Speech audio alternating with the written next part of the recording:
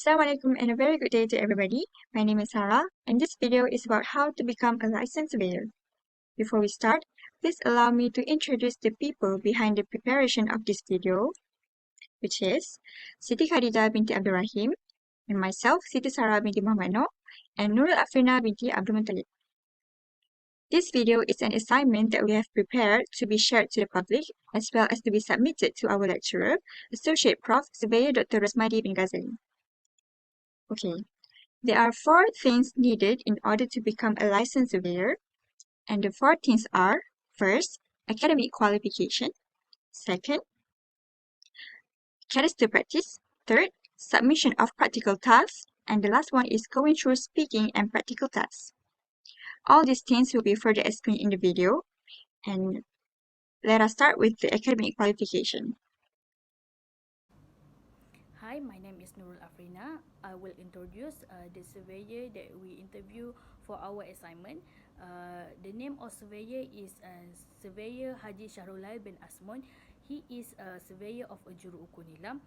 He is a registered land surveyor by the Board of Surveyor Malaysia, that is Aljati, and also a member of Royal Institution of Surveyor Malaysia, RISM, and also a member of Malaysia Association of Authorized Land Surveyor, that is Pejuta. He is graduated from University Technology Malaysia in Bachelor of Surveying Land. To be a licensed land surveyor, all surveyor must pass three part of test. That is, I will explain about the first test. That is a cadastral practice. It is a writing test.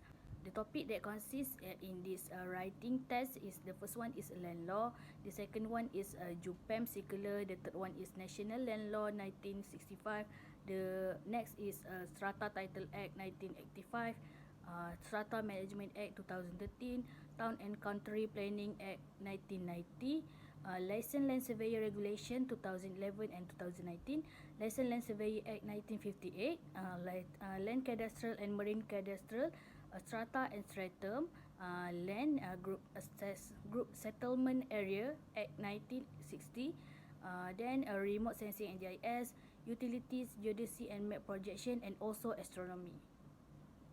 I will pass to the second part. Thank you, Afrina, for your explanation. So now I am Khadijah will be explaining about part 2, which is the submission of the practical tasks on how to be LLS, or known as a licensed land surveyor. So what is the documentation that need to be submitted, right? So it consists of five. So the first one is the submission of the title survey project. The second one is the submission of topographical mapping survey projects. And the third one is the submission of engineering survey projects. And the fourth one is the submission of photogrammetry, mapping, or hydrography survey projects. And the last one is the submission of subdivisional layout plan projects. So all these must be submitted before continue with the next part. Now, let's continue with part 3. After passing part 1 and part 2, one needs to proceed with part 3, which is going through speaking and practical tasks. For practical, there are 2 tests that need to be taken. The first one is conducting title survey involving subdivision or partition of boundaries. The second one is conducting leveling survey. For speaking, there are several topics that one needs to discuss about. The topics are professional practice in general, professional practice in surveying, new technologies especially in land surveying, and any other related topics. Hi, from this video, it can be concluded that other than the documentation that need to be submitted, the future LLS need to highlight the following points where they need to be prepared, which is it consists of 3, which is the first one is the generic deal. For the generic deal, it divided into 2, which is the first one is software, the second one is the hardware.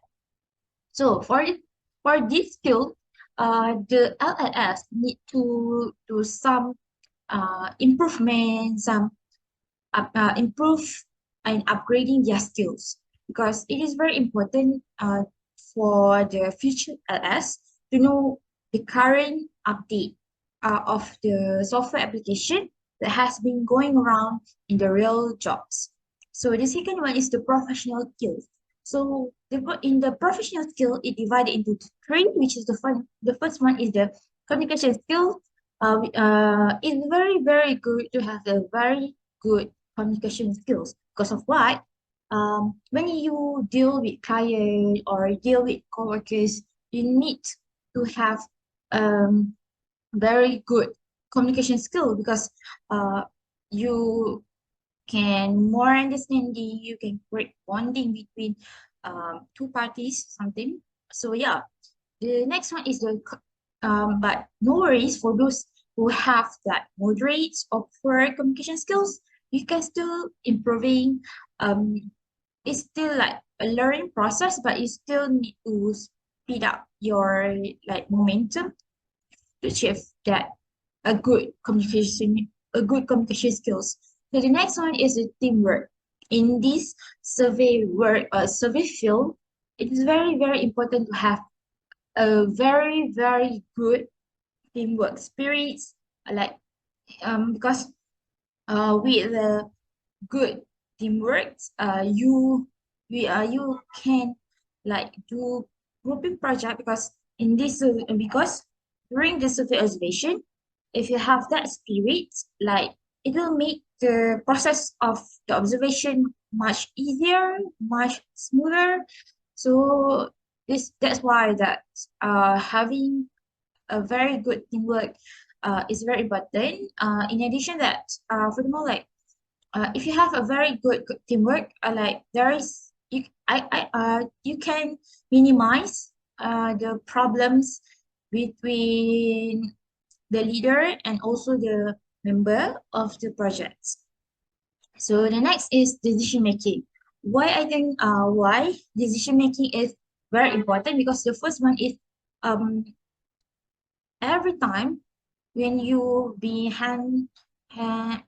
given out the projects by your supervisor or supreme, it's very important to have a very good decision making, because it will affect the whole journey of the projects, and it also affect the quality of the project itself. And also, last but not least, is social ethics, because what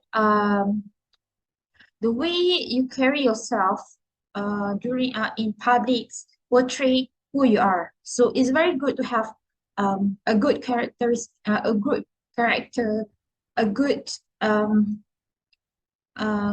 like we said, attitude. So it's very important, because it does not only portray yourself, but it also represent the image of your company or your future institute that you will be in.